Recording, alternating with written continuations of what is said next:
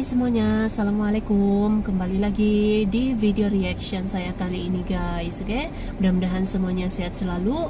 Nah, kali ini saya mau tengok video pembahasan tentang ini ya. Apa yang akan terjadi pada Indonesia selama 50 tahun ke depan. Ini prediksinya, oke. So, jangan lama-lama lagi. Mari sama-sama tengok video ini. Let's go. Hey ho Pop Gengs, 50 tahun ke depan. sebagai salah satu warga negara Indonesia, tentu aja kita itu care sama negara kita sendiri. Ya, meskipun di negara kita ini masih banyak hal yang menjengkolkan alias menjengkelkan, seperti ketimpangan sosial, semrawutnya jalan, nggak becusnya pemerintah sampai banyaknya kasus korupsi. Sejak kemerdekaan 1945 kemarin, sudah banyak hal yang dilalui Indonesia. Nah, pertanyaannya sekarang, kira-kira bakal gimana sih Indonesia 50 tahun ke depan dari hari ini? Apakah 50 Indonesia tahun ke bakal depan memiliki keadaan lebih buruk? Macam mana? Atau apakah Indonesia bakal jadi negara raksasa kayak Prediksinya Jepang, gitu ya. Korea, atau Amerika? Ya, meskipun semuanya belum jelas, mari kita sama-sama menelusuri jawaban pertanyaan tersebut di video berikut. Apa yang terjadi pada negara Indonesia selama 50 tahun ke depan? Bicara masalah Indonesia, ya kita pasti membahas soal populasi manusia yang menghuni ibu pertiwi. Populasi, oke. Sekarang, berdasarkan data sensus penduduk tahun 2020 yang dijalankan oleh Badan Pusat Statistik Indonesia, per 2020 kemarin, penduduk Indonesia sudah mencapai angka fantastis hingga 270,2 juta jiwa Udah lama dengan lagi, laju 300 pertumbuhan juta. penduduk sekitar 1,25%. Makin Dalam data bertambah sensus populasi. tersebut, Pulau Jawa menjadi pulau terpadat dengan menampung 56,10% total penduduk Indonesia, Jawa paling banyak atau ya. nih setara dengan 151 juta jiwa yang membuat Jawa dalam kondisi mengkhawatirkan. Pulau Nah, Jawa. di masa depan nanti, angka ini akan diprediksikan akan terus bertambah loh. Menurut Worldometer, 50 tahun mendatang keseluruhan populasi 270 dunia juta. akan meningkat Wah, sekitar 3 kali lipat tidak terkecuali untuk Indonesia. Jika sekarang Indonesia memiliki 270,2 juta jiwa, maka nih 50 tahun ke depan populasi Indonesia akan mencapai 810,6 juta jiwa. Wow, Dengan itu angka fantastis prediksinya ini, ya, pertambahan jika Jawa masih populasi. menjadi pemegang populasi utama dengan persenan yang sama, Boleh maka sampai 800 setidaknya juta. Jawa memiliki 453 juta penduduk. Wow. Nah, dengan penduduk yang segitu banyak, Loh. ya mungkin aja Jawa akan berakhir seperti Beijing di Cina yang pernah mengalami kemacetan terparah selama 11 hari penuh. Makin bertambah gitu kan populasi. Well, menyinggung tentang Jawa, salah satu rumor paling penting dari pulau terpadat di Indonesia tersebut adalah isu Jakarta bakal tenggelam. Yang itu tuh, Hal ini udah pernah kita Jakarta bahas sih di bakal video DP tenggelam. Explore Itu sebelumnya. inilah Singkatnya gitu kan, nih diprediksikan pembahasan gak gitu. lama lagi Jakarta akan tenggelam karena tanah ambles yang diakibatkan karena berlebihnya kapasitas penduduk ibu kota. Gak main-main nih. Diprediksikan tanah amblas tersebut akan menurunkan tinggi tanah Jakarta dia hingga menurunkan. 5 meter. Ya, tentu saja hal ini akan mengakibatkan perubahan besar-besaran di Indonesia yang menjadikan Jakarta sebagai pusat pemerintahan dan juga pusat bisnis selama puluhan tahun Iya. setelah kemerdekaan. Jakarta kan pusat Nah, bisnis. karena pusat kemungkinan pemerintahan inilah, maka pada tahun 2019 kemarin, pemerintahan Presiden Jokowi yang sekarang merencanakan pemindahan pusat pemerintahan Indonesia ke ibu kota baru di Kalimantan, yang katanya peletakan batu pertama akan dilakukan pada April 2021 ini. Dan sudah akan selesai pada Agustus 2024 mendatang. 2024 Dengan ya. adanya pemindahan ini tentu aja banyak Bakal hal yang ini akan siap. berubah dari Pulau Kalimantan. Seperti semakin gundulnya hutan, karena pasti bakal dieksploitasi lahan, hingga mekarnya gedung-gedung beton bertingkat seperti di Jakarta. Jadi sebenarnya pemindahan ibu kota ini juga bukan solusi yang ajib-ajib banget ya.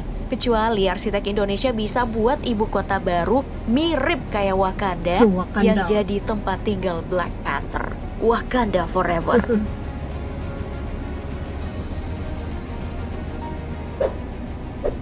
Nah, hal selanjutnya yang akan kita bahas masuk dalam aspek lingkungan. lingkungan. Kali ini Sebagai salah lingkungan. satu negara yang tengah memajukan sektor industri Indonesia, wajar saja kalau limbah industri Indonesia terbilang sangat banyak. Contohnya saja, Sungai Citarum yang diklaim dicemari limbah industri sebanyak 349.000 ton per hari.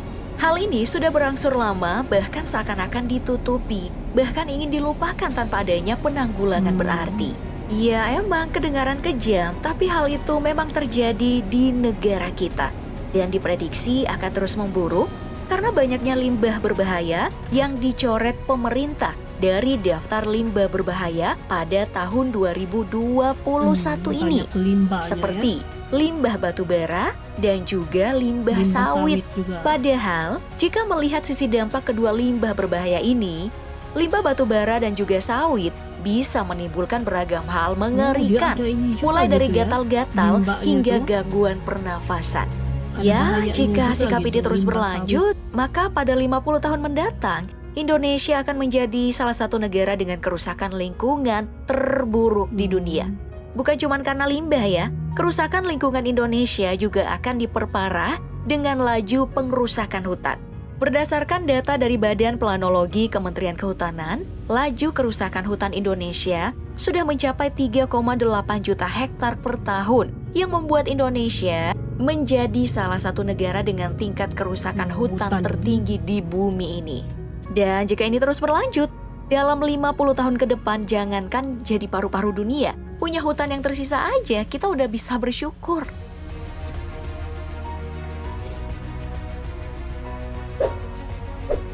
Selanjutnya kita masuk ke dalam aspek ekonomi yang berurusan dengan devisa atau valuta asing yang digunakan untuk transaksi pembayaran luar negeri. Dalam perkembangan dunia perekonomian Indonesia, 50 tahun ke depan, devisa utama Indonesia diyakini akan didominasi oleh kelapa sawit. Hal ini dibuktikan dengan luas lahan kelapa sawit Indonesia yang sudah mencapai 16.381 juta hektar. Nah, berdasarkan pernyataan dari Dr. Jerry Sambuaga selaku Wakil Menteri Perdagangan Indonesia, kelapa sawit kini bisa menjadi peluang besar memajukan ekonomi Indonesia gitu ya? Karena sudah berhasil membawa keuntungan ekspor sebesar 117 miliar dolar atau setara dengan 1.684 triliun rupiah.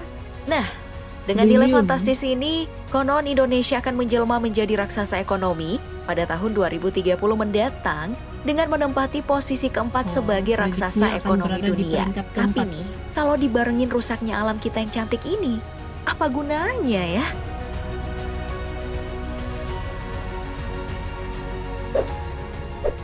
Baik, yang terakhir mari kita masuk dalam sarana transportasi. Pada tahun 2021 ini, masyarakat Indonesia lagi seru-serunya membahas keberlangsungan dan pengembangan sarana transportasi pribadi baru, yaitu mobil listrik. Dalam beberapa tahun mendatang, Indonesia digadang-gadang akan menjadi negara yang ramah dengan mobil listrik. Hal ini dibuktikan dengan ambisi pemerintah yang ingin mendominasi pasar baterai mobil listrik. Bahkan saking ambisiusnya, pada akhir 2020 kemarin, Republik Indonesia mendapatkan investasi fantastis senilai 9,8 juta US dollar atau setara dengan 140 miliar rupiah. Nah, dengan investasi menakjubkan ini, penerapan mobil listrik sebagai sarana transportasi utama bukan lagi mimpi belaka. Siapa tahu ya kan, Indonesia bisa bebas polusi asap knalpot dengan penggunaan mobil listrik 50 tahun mendatang. Amin. Oke guys, jadi itulah dia video pembahasannya itu. Jadi itu adalah prediksi gitu ya, Indonesia 50 tahun ke depan dari segi populasi lah gitu ya, populasi penduduk, ekonomi, lingkungan dan yang lain-lain lagi gitu ya. Pasti akan ada perubahan-perubahannya lah gitu kan. 50 tahun ke depan bagaimana Indonesia, apalagi sekarang mengembangkan mobil listrik, pembangunan ibu kota baru Indonesia di Kalimantan. So pasti ada beberapa perubahan-perubahan yang besar juga gitu ya yang akan akan disaksikan gitu selama 50 tahun ke depan ini perubahan Indonesia gitu kan. So terima kasih banyak sebab kamu sudah menonton video ini. Jangan lupa macam biasa untuk support channel saya dengan subscribe, like video ini, dan jangan lupa untuk komen juga, oke? Terima kasih banyak dan kita jumpa lagi di video seterusnya. Assalamualaikum.